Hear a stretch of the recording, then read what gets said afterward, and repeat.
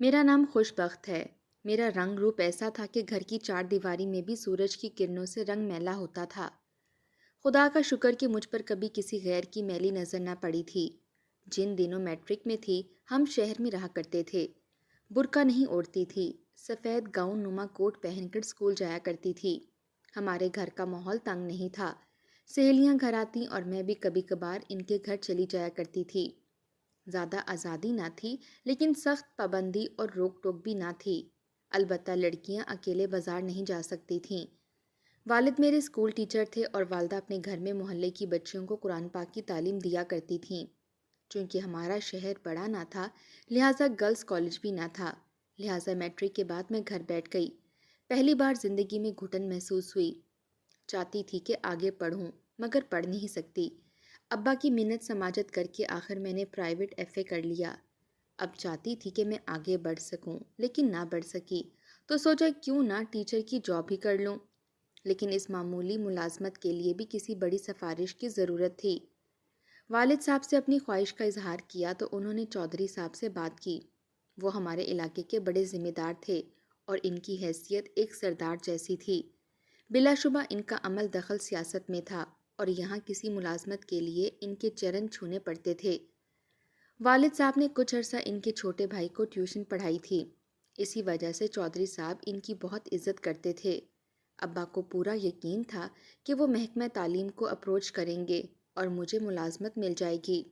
مجھے یاد ہے جب پہلی بار میں والد صاحب کے ساتھ درخواست دینے کے لیے چودھری صاحب کے گھر گئی تو میں نے چادر سے چہرے کو لپیٹا ہوا تھا۔ صرف بڑی بڑی روشن آنکھیں کھلی تھیں اور میں ان کے بڑے سے محل نما گھر کو حیرت سے دیکھ رہی تھی۔ ان کا گھر قلعہ نما تھا، بے حد خوبصورت۔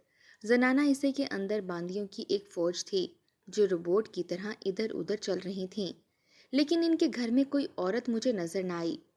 ایک عمر رسیدہ باندی نے دیوان میں لا کر بٹھا دیا۔ تھوڑی دیر بعد چودھری صاحب اندر آئے۔ ان کی حسین صورت پر روب اور دبدبا دیکھ کر میں حیران رہ گئی۔ وہ کوئی بوڑھے یا عمر رسیدہ شخص نہ تھے، صحت مند اور جوان سال آدمی تھے جن کے چہرے سے خون کی سرخی گلابی کی مانند جھلک رہی تھی۔ وہ بہت خوش لباس اور مہذب تھے۔ ہال کمرے میں ان کے داخل ہوتے ہی نہایت لطیف خوشبو کا جھونکا سا اندر آیا اور سارا ہال مہک اٹھا۔ یہ ایک ایسا رومانوی ماحول تھا جس نے مجھے پہلی سانس میں ہی ان کا دیوانہ بنا دیا۔ میں نے چادر کو چہرے سے نہیں سرکایا۔ میں نے حیرت بھری آنکھوں سے اس شہزادے نما آدمی کو دیکھا جن کو یہاں سب لوگ چودھری صاحب کہتے تھے۔ انہوں نے صرف ایک بار گہری نگاہ مجھ پر ڈالی اور والد صاحب سے میری نوکری کی درخواست لے لی۔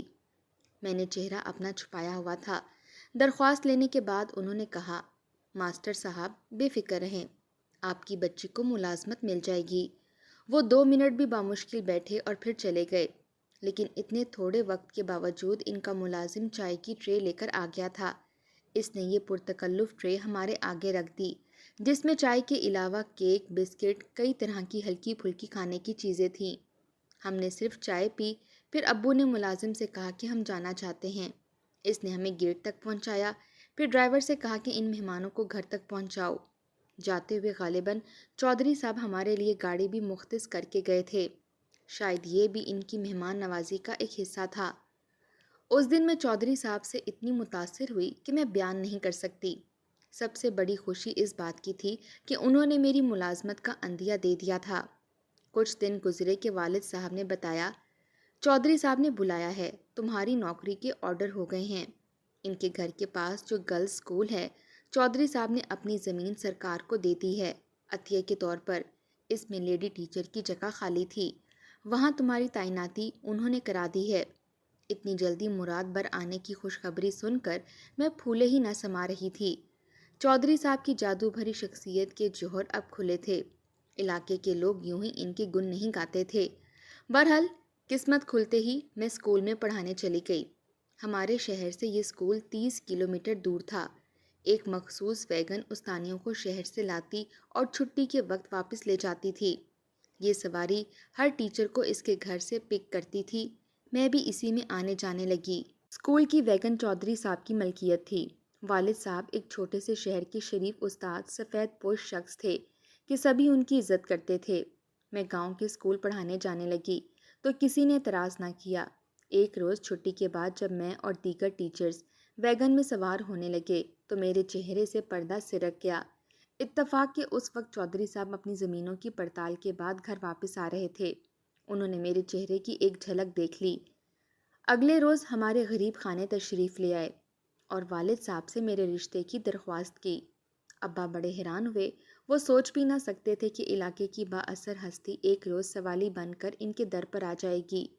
انہوں نے والدہ سے مشورہ کیا اور پھر میری قسمت کھل جانے کے یقین سے ہاں کر دی۔ جب چودھری صاحب کی میں دلہن بنی تو سہیلیاں میری قسمت پر رشک کرنے لگیں۔ وہ کہہ رہی تھی کہ اب ملائکہ ہماری مالکن ہو گئی۔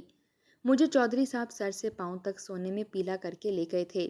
ان کی حویلی میں بیش قیمت فرنیچر کے ساتھ نوکروں کی ایک فوج اور کئی قیمتی گاڑیاں بھی تھیں۔ جب میں شہر سے گاؤں گئی تو چودھری صاحب کی دلہن دیکھنے ساری بستی کی عورتیں جمع ہو گئیں۔ وہ حیرت سے مجھے دیکھ رہی تھیں اور میرے حسن کی تعریف کر رہی تھیں۔ چودھری صاحب کی ایک عمر رسیدہ بہن جو غیر شادی شدہ تھی ان سب کی مہمان نوازی خوش دلی سے کر رہی تھی۔ شہر اور گاؤں کی زندگی میں بڑا فرق ہوتا ہے۔ یہاں عورت کا اپنی مرضی سے گھر کے باہر قدم رکھنا ناممکن تھا۔ کسی سے ملنا جلنا یا کہیں آنا جانا معیوب سمجھا جاتا تھا۔ بستی کی عورتیں ہمارے گھر آ سکتی تھیں لیکن ہم ان کے گھر میں نہیں جا سکتے تھے۔ عورت گھر سے باہر نہیں جھانک سکتی تھی۔ جھانکنا تو دور، سردار کے گھر کی عورتوں کی آواز بھی کوئی نہیں سن سکتا تھا۔ ہر بات پر ہی پابندی تھی۔ اس گھٹن زدہ ماحول میں بہت جلد میرا جی گھبرانے لگا۔ تبھی چودھری صاحب نے میری دلجوئی میں کوئی کسر نہ اٹھا رکھی۔ باندیاں نوکرانیاں ہر دم میرے حکم کی منتظر رہتیں۔ رفتہ رفتہ شوہر کی محبت میرے دل میں گھر بنانے لگی اور میں نے ان کی حویلی کو ایک خوبصورت جنت بنا لیا۔ اس جنت میں میری حکمرانی تھی۔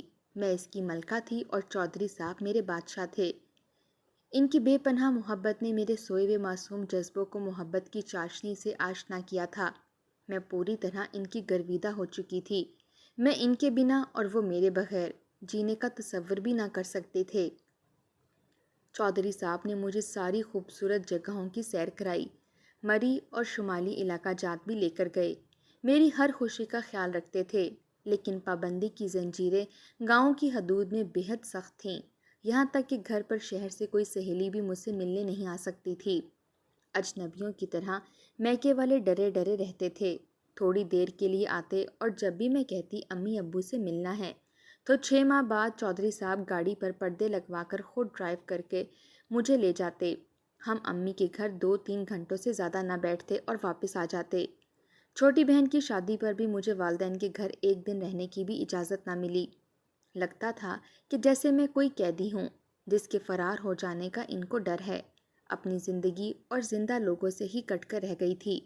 لیکن یہ پابندیاں اس وجہ سے قبول تھیں کہ چودھری صاحب مجھ کو اپنی محبت کا یقین دلاتے تھے اور میں ان سے بے حد محبت کرنے لگی تھی۔ اگر یہ احساس ہم دونوں کے درمیان نہ ہوتا تو شاید میں 2 دن بھی اس قید خانے میں بسر نہ کر سکتی۔ شادی کے 2 سال بعد اللہ تعالیٰ نے ایک بیٹے اور ایک بیٹی سے نوازا تو میں ان کی پرورش میں گم ہو گئی۔ جب میری دوسری بیٹی پیدا ہوئی تو اس کے بعد چودھری صاحب کچھ بیگانے سے ہو گئے اور اپنا سارا وقت باہر گزارنے لگے۔ میں نے محسوس کیا مگر میں چپ رہی کہ بچے چھوٹے تھے اور میں ان میں الجھی ہوئی تھی۔ رفتہ رفتہ یہ عالم ہوا کہ مجھے ایک شریک زندگی کا احساس ہی ختم ہو گیا اور مالک اور باندی کا سا رشتہ ہم دونوں کے درمیان باقی رہ گیا۔ اب وہ اس قدر مجھ سے لاتعلق ہو گئے کہ میں کسی بات میں بول بھی نہ سکتی تھی۔ وہ خود مختار تھے جبکہ میں مجبور تھی۔ جب کسی طرح ان کی ذات کی یہ گتھی مجھ سے نہ سلجھ سکی تو ایک پرانے نوکر سے منت سماجت کی۔ تب اس نے میرے بچوں پر ترس کھا کر بتا دیا کہ چودھری صاحب شہر کی ایک نو عمر لڑکی کے عشق میں گرفتار ہو گئے ہیں۔ اس کو لے کر بڑے شہروں میں جاتے ہیں اور شاپنگ وغیرہ کراتے ہیں۔ کوئی بات دل کو لگ جائے تو پھر چین کب آتا ہے۔ ایک روز چودھری صاحب سے میں نے پوچھ ہی لیا، سنا ہے آپ دوسری شادی کر رہے ہیں؟ انہوں نے جواب دیا، تم اپنی جگہ ہو، سلیقے سے بچے سنبھالتی رہو، میرے معاملات میں دخل دینے کی کوئی ضرورت نہیں۔ مرد گھر سے باہر 1000 کھیل کھیلتے ہیں، عورت کی کیا مجال جو مرد کے باہر کی زندگی میں دخل دے۔ اگر تمہیں میری بیوی بن کر رہنا ہے تو آج کے بعد اس بات کو زبان پر مت لانا۔ یہ کہہ کر جب وہ گئے تو 4 دن تک وہ گھر نہ لوٹے۔ اب ستم یہ کہ وہ دوسری شادی کا سامان کر رہے تھے اور میں کچھ کہہ بھی نہ سکتی تھی۔ چپ کے رونے سے کام تھا، کب تک گھٹ گھٹ کر میں مرتی۔ ایک روز ہمت کر کے کہہ دیا، چودھری صاحب، اگر میں آپ کے دل سے اتر گئی ہوں تو مجھے میرے والد صاحب کے گھر پہنچا دیں، پھر بے شک آپ دوسری شادی کر لیں، شکوہ نہ ہوگا۔ انہوں نے تحمل سے میری بات سن لی مگر کوئی جواب نہ دیا۔ پھر چند دن بعد بولے، ملائکہ، تم آج کل بہت زیادہ اداس رہتی ہو، چلو تم کو گھما پھرا کر لاتا ہوں، گاڑی پر شہر کا چکر لگا کر آتے ہیں۔ کافی دن بعد گھر سے باہر لے جانے کا کہا تو میں خوش ہو گئی، سوچا اس گھٹن سے تھوڑی دیر کے لیے تو نجات مل جائے گی۔ میں نے جلدی جلدی بچوں کو نہلا دھلا کر تیار کیا، پھر خود بھی تیار ہو گئی اور ہم لوگ شہر آ گئے۔ جب میرے والدین کا گھر قریب آیا تو کہنے لگے، کیا امی ابو سے ملو گی؟ بہت دن سے میکے نہیں آئی۔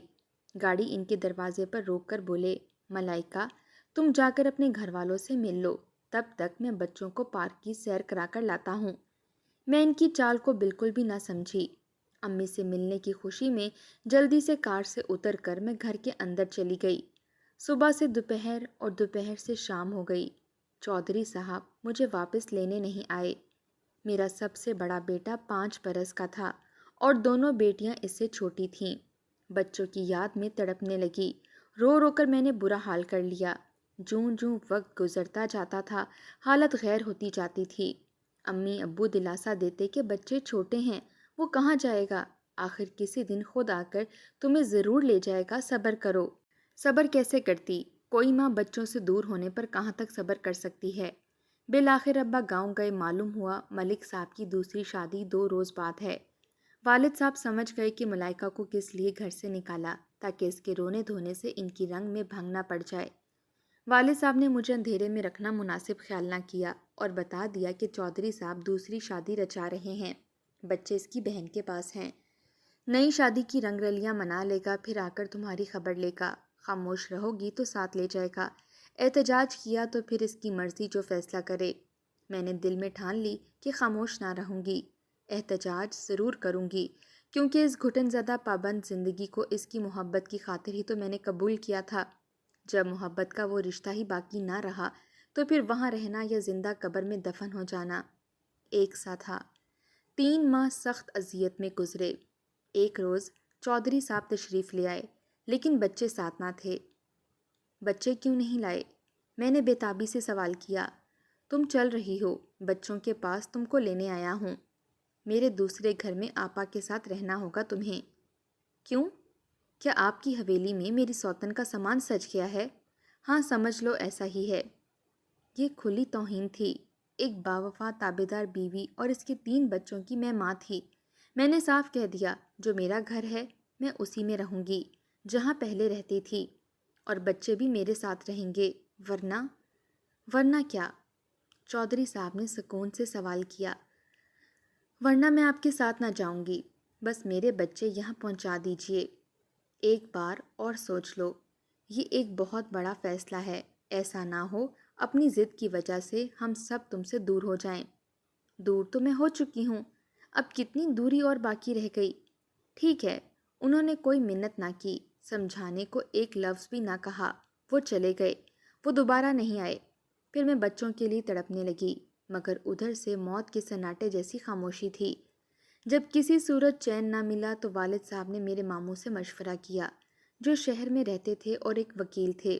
انہوں نے کہا کہ بچوں کے لیے کورٹ میں اپیل کرتے ہیں تاکہ وہ بچوں کی ماں سے دور نہ رکھیں۔ اتنے چھوٹے بچے قانوناً ماں سے دور نہیں رکھے جا سکتے۔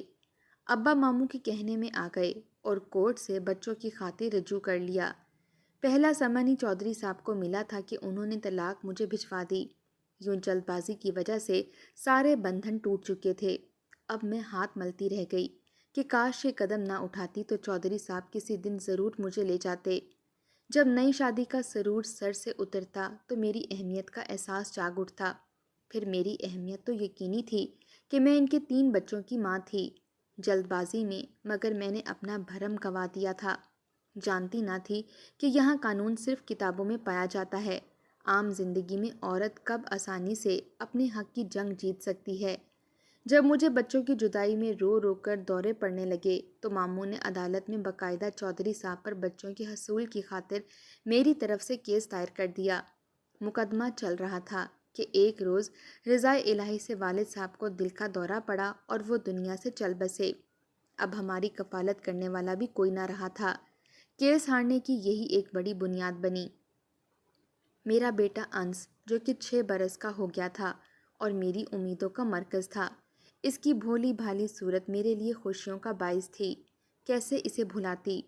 وہ روز قیامت تھا جب عدالت نے فیصلہ دیا کہ چودھری صاحب اپنے بیٹے انس کو رکھنے کے حقدار ہیں۔ فیصلے میں یہ وجہ بیان کی گئی کہ انس کی ماں کی کفالت کرنے والا اس کا باپ وفات پا چکا ہے اور اس گھرانے میں دوسرا کوئی فرد کمانے والا نہیں ہے۔ انس کی ماں طلاق یافتہ ہے اور وہ ملازمت نہیں کرتی، جبکہ بچوں کا باپ ایک خوشحال ذمہ دار اور معاشرے کا باعزت شہری ہے۔ وہ اپنے بیٹے کی کفالت نہ صرف اچھے طریقے سے کر سکتا ہے بلکہ اس کو اپنی عمدہ حیثیت کے مطابق اعلیٰ تعلیمی اداروں میں بھی پڑھا سکتا ہے۔ باپ کے پاس بیٹے کا مستقبل محفوظ ہے۔ غریب ماں بچیوں کے لیے بھی غربت کا باعث کفالت نہیں کر سکتی، البتہ بچیاں تھوڑے عرصے کے لیے ماں کے پاس رہ سکتی ہیں۔ اس دوران باپ ان کا خرچہ دینے کا پابند ہے۔ میں انس کی جدائی برداشت نہ کر سکتی تھی۔ ماموں سے کہا جب تک انس ساتھ نہ ہوگا میں بچیوں کو بھی نہ لوں گی۔ آپ کچھ کریں، مجھے انس چاہیے۔ ابھی فیصلے کی صرف کاپی ہی ملی تھی اور اس پر عمل درآمد ہونا باقی تھا کہ ایک روز چودھری صاحب کی گاڑی دروازے پر آ کر رکی۔ وہ گاڑی میں بیٹھے رہے جبکہ ان کی خادمہ میری دونوں بچیاں گھر کے اندر لے کر آئی اور کہا، بی بی ملائکہ، ان کو آپ کے حوالے کرنے آئی ہوں اور چودھری صاحب وہ گاڑی میں بیٹھے ہیں۔ اور انس؟ اس سوال کا خادمہ نے کوئی جواب نہ دیا، پھر رونے لگی اور اس کے کندھے ہلا کر بولی، بتاؤ وہ کہاں ہے؟ اسے کیوں نہیں لائی؟ جبکہ عدالت کے فیصلے کے مطابق وہ میرے بیٹے کو ملوانے کے پابند ہیں۔ مجھے روتا دیکھ کر خادمہ بھی رونے لگی۔ اس نے کہا، تمہارا بیٹا انس اب اس دنیا میں نہیں ہے۔ چودھری صاحب کی بہن کا ان سے جائیداد کے بٹوارے پر جھگڑا ہوا تھا۔ بہن اپنے حصے کی جائیداد میں سے چھوٹے بھائی کو آدھی وراثت لکھوانا چاہتی تھی، جبکہ چودھری صاحب کو یہ بٹوارہ پسند نہ تھا۔ اسی جھگڑے کی وجہ سے وہ بچوں کو پھوپھی کے گھر سے لے آئے اور سوتیلی ماں کے سپرد کر دیا، لیکن اس نے بچوں کا خیال نہ کیا۔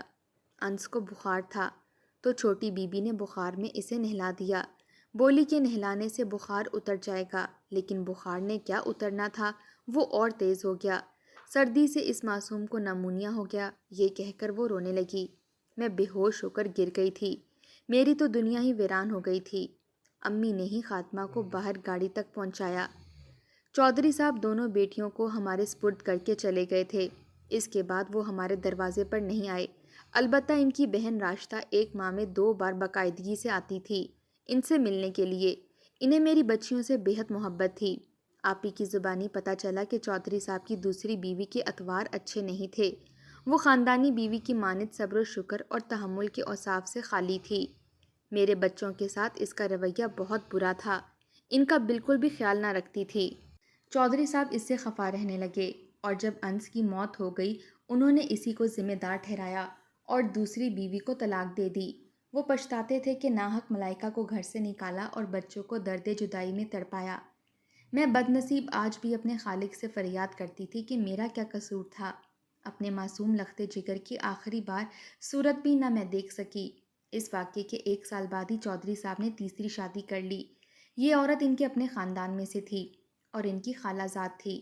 بے حد تعریف کرتے تھے، کہتے تھے چودھری صاحب کی تیسری بیوی اصل میں وہ عورت ہے جو ان کے لیے بنی ہے۔ اس عورت کے منہ میں تو زبان بھی نہ تھی اور اس کا دل صبر و شکر اور تحمل کی دولت سے مالا مال ہے۔ خدا ایسی بیوی ہر معزز آدمی کو دے۔ بچیاں 11 سال کی عمر تک میرے پاس رہیں، پھر چودھری صاحب ان کو لے گئے کیونکہ وہ قانوناً بس اتنی عمر تک ہی میرے ساتھ رہ سکتی تھیں۔ میں نے بھی احتجاج نہ کیا کہ امی سمجھاتی تھیں کہ بیٹیاں باپ کے پاس ہی محفوظ رہتی ہیں۔ زمانہ خراب ہے، جوان بچیوں کو پڑھانا لکھانا اور شادیاں کرنا ایک طلاق یافتہ عورت کے لیے بڑا مسئلہ ہوتا ہے۔ ہمارے گھر پر کسی مرد کا سائبان بھی نہ تھا، تو اچھے گھرانوں میں ان کی شادی کیسے ہوگی؟ ان کو ماں سے محبت ہوگی تو شادی کے بعد یہ ضرور تم سے رابطہ رکھیں گی، ملنے آئیں گی۔ ماں نے ٹھیک کہا تھا۔ चौधरी साहब ने घर पर इनकी पढ़ाई का इंतज़ाम कराया और मैट्रिक प्राइवेट तौर पर कराने के बाद अपने हम पल्ला रिश्तेदार ज़िम्मेदार घरानों में इनकी शादियां कर दीं। वो आज अपने घरों में खुश हैं, बाल बच्चों वाली हैं। माशरे में मोअज़्ज़िज़ शोहरों के बायस इनका दर्जा बुलंद और अहम मकाम है। मुझसे मिलने आती हैं और अक्सर साथ भी लेकर जाती हैं। बच्चियों के बाप के पास चले जाने के बाद मामू मुझे और अम्मी को अपने घर ले गए थे। उन्होंने मेरी दूसरी शादी के कई जतन किए, लेकिन मैंने इनकार कर दिया क्योंकि दूसरी शादी करके अपनी बेटियों को नहीं खोना चाहती थी। अगर मैं दूसरी शादी कर लेती तो यकीनन मेरी बेटियां मुझसे राब्ता ख़त्म कर देतीं। वो मुझसे मिलने को तरसतीं। इनके शौहर इन्हें मुझसे मिलाने को ना लाते और ना ही मुझे अपने घर आने की इजाज़त देते। मैंने बेटियों से ताल्लुक़ कायम रखने की खातिर ये कुर्बानी दी थी और मुझे इस कुर्बानी पर कोई दुख नहीं था। अम्मी की वफ़ात के बाद मेरी बच्चियों ने मुझे तन्हा नहीं छोड़ा। वो मुझे अपने घर ले आईं। मेरी ये दोनों बेटियां अपने चाचा की बहुएं बनीं। दोनों की शादी एक ही घर में हुई, यानी आपस में ये जेठानी और देवरानी के रिश्ते में बंधी हुई थीं। इनके ससुर यानी कि मेरे साबका देवर मेरी बहुत इज्जत करते थे। इनकी बीवी वफ़ात पा चुकी थी। मुझे अपनी बेटियों के पास आए हुए कुछ दिन ही गुजरे थे कि मेरे देवर ने मुझसे शादी करने की ख्वाहिश ज़ाहिर कर दी। मैंने फ़ौरन इनकार कर दिया और कहा, इस उम्र में मैं अपनी बच्चियों को ये गम नहीं दे सकती। मैं कभी भी आपसे शादी नहीं करूँगी। लेकिन फिर मेरी बच्चियों और मेरे दामादों ने मुझे समझाया और कहने लगे, अम्मी जान, आप कब तक अकेली ज़िंदगी बसर करेंगी? ज़िंदगी गुजारने के लिए अच्छे जीवन साथी की अशद ज़रूरत होती है। खुदारा करीम अंकल का रिश्ता मंजूर कर लीजिए। हमें इसका कोई दुख ना होगा, बल्कि हम बेहद खुश होंगे। आखिरकार बच्चियों के इसरार पर मैंने चौधरी करीम से निकाह सानी कर लिया। चौधरी करीम बहुत अच्छे जीवन साथी साबित हुए। बड़े चौधरी की तरह कभी भी उन्होंने मुझ पर बेजा पाबंदियां और रोक टोक ना लगाईं। आज मैं फिर सुहागन हूँ और अपनी बेटियों की माँ के अलावा मैं इनकी सास भी हूँ। अल्लाह का लाख लाख शुक्र है कि मेरी बच्चियाँ मेरी आंखों के सामने हैं। मैंने काफ़ी सब्र किया और रब ताला ने मुझे इस सब्र का बहुत मीठा फल दिया। बड़े चौधरी की हवेली इनके घर से कुछ ही दूरी पर है, मगर मैं कभी उधर नहीं जाती। बड़े चौधरी यानी कि मेरे साबका शौहर जब इधर आते हैं तो वो अपनी बेटियों और भाई से मिलकर चले जाते हैं। मैं तो मकान के पिछले हिस्से में चली जाती हूँ। मैं कभी भी इनके सामने ना आई, क्योंकि मैं नहीं चाहती कि चौधरी करीम के दिल में मेरे लिए कभी कोई शक पैदा हो। मुझे अपनी जन्नत बहुत प्यारी है और मैं अपनी जन्नत में बेहद खुश हूँ। उम्र के इस हिस्से में रब ताला ने मुझ पर खुशियों के दर दोबारा खोल दिए और मैं हर दम अल्लाह ताला का लाख लाख शुक्र अदा करती हूँ।